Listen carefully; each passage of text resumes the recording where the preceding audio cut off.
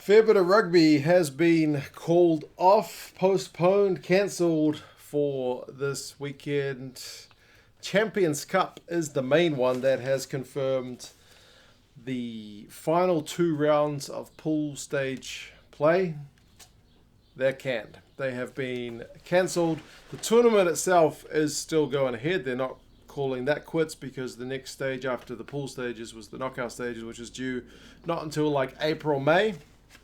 So that stage is planning to go ahead. They are still working on the exact plans, but it would make sense if they just essentially cut the bottom teams, who are, I think, winless, all of them at the bottom of the pools, the two pools at the start of the Champions Cup this season, and then proceed straight to a knockout round of 16. That seems to be the most likely cause. Essentially, it seems like with the French government having restrictions on travel, especially with the UK and Ireland, it makes hosting any games this weekend or next weekend just not feasible. So they did talk about potentially rescheduling some of these games, but there's just, from what they've said, there's just no space in the calendar. There's not like a free weekend that they can just slot these games in, especially because I know the Premiership, they've now got a 2-week break, which was supposed to be as these Champions Cup and Challenge Cup games were being played. They've decided not to push those games forward to this current weekend, which may have created a gap later on. They've said that's not feasible, so these games end up getting canned. There was some talk about Pat Lam, the coach of Bristol Bears. He was kind of keen to move some of the games forward, but across the board, apparently the clubs were pretty unanimous that they need a break. I did see one of the spokespeople, apparently BT Sport were also keen to fill that gap on this weekend as well. I guess they give them something to show, but the clubs said it didn't make sense, especially with the current number of infections and that they've already had quite a number of Premiership games called off, with COVID infections. A lot of players, have been affected, and, coaching staff and whatnot. So it seems like the right time for everybody to just chill for a couple of weeks and see what effect that lockdown, effect is going to have, and if they can kind of stem the flow for a while. So they talked about the health and welfare of the players, and just said it didn't make sense with the current number of infections, despite what Pat Lam and BT Sport may have liked to have seen. But so fingers crossed, things kind of chill out there. Everyone's, getting themselves as healthy as they can, staying fit and staying COVID free, so we can see some more rugby and everyone can live healthy, happy lives going forward.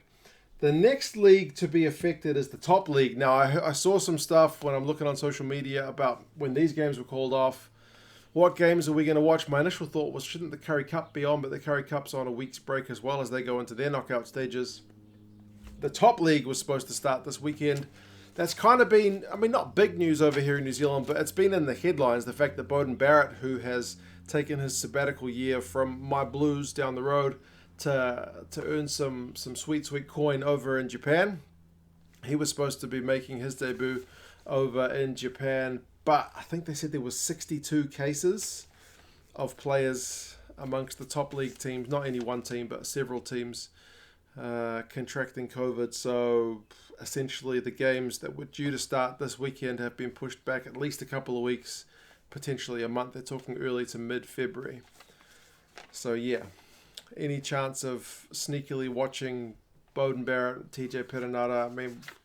There's a bunch of Kiwis over there right now, but other players from other countries and the Japanese players themselves, man. I think I saw a headline. I didn't read the article about Robbie Dean saying it was almost the same level as Super Rugby, but either way, it's a pretty decent league. I haven't seen a lot of it, but I was certainly keen to see some of those players in action this weekend. Not to be. Once again, health and safety, do the thing, get things right. The games haven't been cancelled from what I read, but just postponed. They may have to somehow cut down the number of games this season, but we'll wait and see. So, yes. The Six Nations, though, is the one that's still not bucking any plans to go ahead in February. I think February 6th is supposed to be the start of the Six Nations. That is still due to go ahead behind closed doors, so no fans at the grounds. At the moment, it kind of seems like wishful thinking, but maybe we should see at least the first round anyway. The statement from them was, with the successful completion of the Six Nations 2020, remember they had like the final round plus one extra game to complete at the end of the 2020 season. They got that done. They got the Autumn Nations Cup games done, despite Fiji having to sit out quite a few of them with COVID cases. They're still backing themselves to be able to get this competition underway on time, whereas that's only for the men's competition. The women's competition and the under-20s has been postponed. So they're still looking to go ahead, though, with the men's. France, though, and France, again, with the European games, are the ones that are kind of having to dictate terms. Basically, they're looking after themselves. The government makes sense to put everybody's health and safety above everything else, including rugby.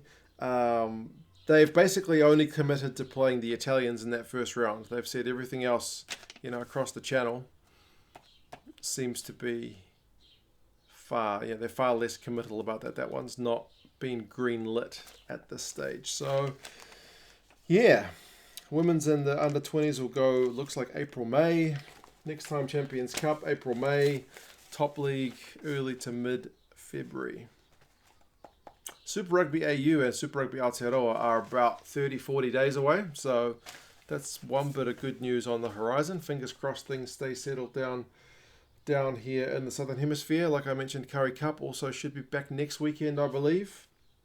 But for this weekend, if you are looking for something to watch, I am going to sit down and do a live stream watching the 2015 Rugby World Cup final. That one is available on YouTube. So, if you're free, I'm going to do it at 9 o'clock Saturday night here in New Zealand, which should make it probably a pretty poor time in the States. But Europe and South Africa-wise, that'll be, early Saturday morning for you guys if you want to get up and watch it's a pretty good game, man, the 2015 final.